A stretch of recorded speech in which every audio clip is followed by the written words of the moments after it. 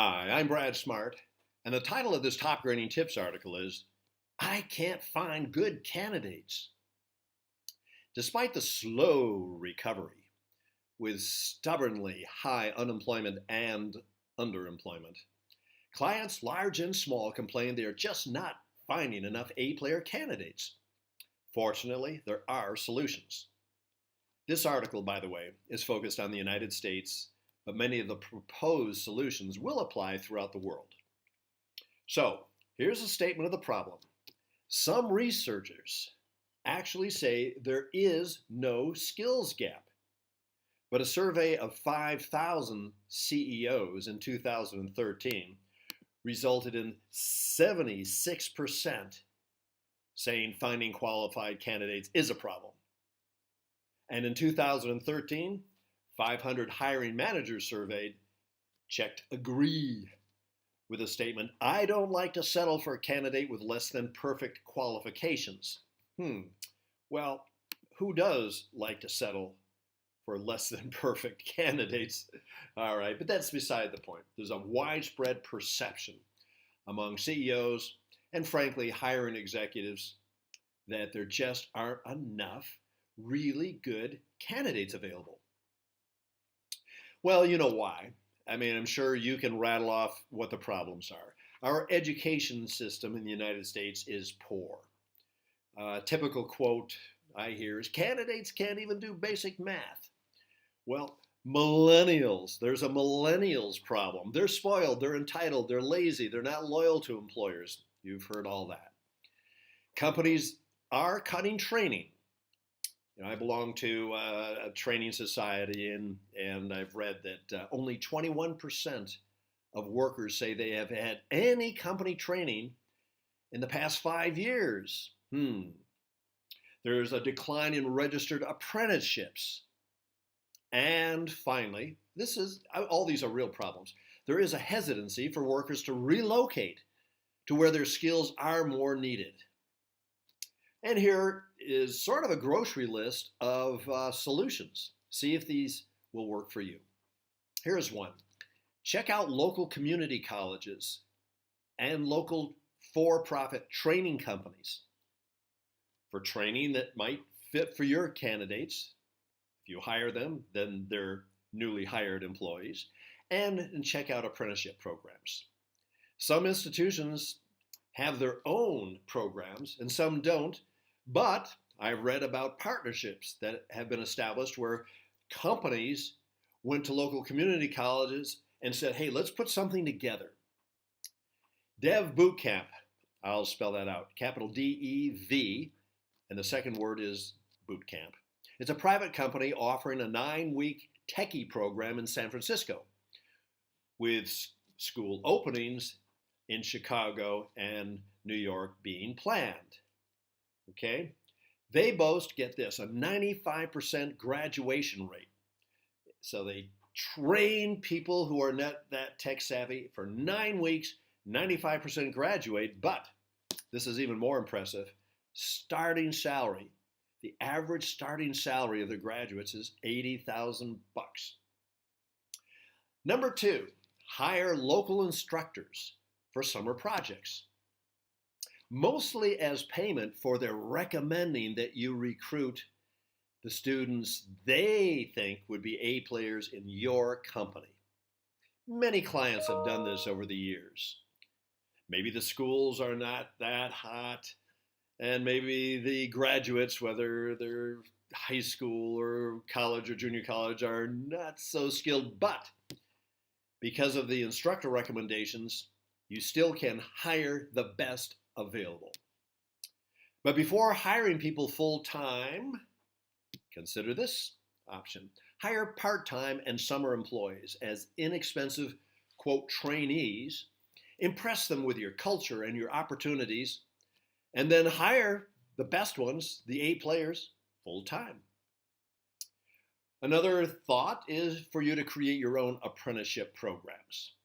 Hypertherm, that's Hypertherm, hires 16 people at a time, pays them $13 per hour for the 9-week program, and then offers the best a $14 per hour job that's apt to grow to $17 per hour in a couple of years. It costs $9,000 per person, and some that are trained by the company get hired away.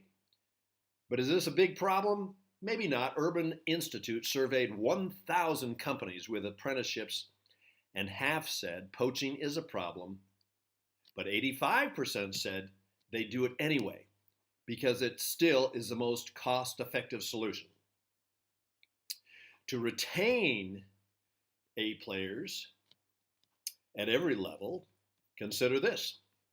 Create and maintain an awesome organization culture. I know it's something we should all do, but I'll point something else out.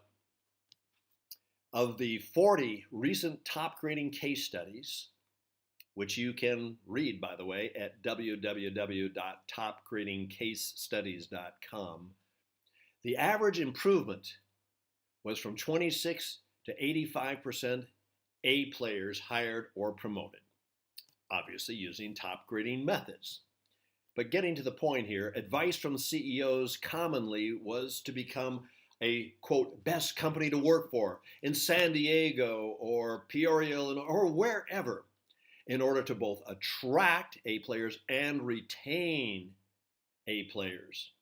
And that's for every level in the company. You probably know that attitudes of workers in any company are easy to learn on the social media today. So a positive culture is definitely a magnet. Young people are going to blogs and they're saying all sorts of things on Facebook, and well, you know all this. And if you have a wonderful organization culture, you're going to attract more A players, you're going to retain more A players. This is darn close to a must solution. Next one, how about this? Become a magnet for those millennials. Stay tuned for an upcoming Top Grading Tips article I co-authored with the #1 author on millennials, Chip Espinoza. And get this, Chip says over 50% of workers in the next 5 years will be millennials. So you must adapt to their needs. They, millennials that is, want what? Well, they want to be trained. They want to be given recognition. They want meaningful work. They want to be praised when they perform well. And they don't mind teaching older workers technology. So what if they feel a bit entitled, or maybe they don't want to work weekends, or they don't feel the natural loyalty to any employer that maybe you and I felt earlier in our careers, and maybe they want to text their friends throughout the day? Well, the bottom line is you adapt, or you will be left having to hire C player millennials.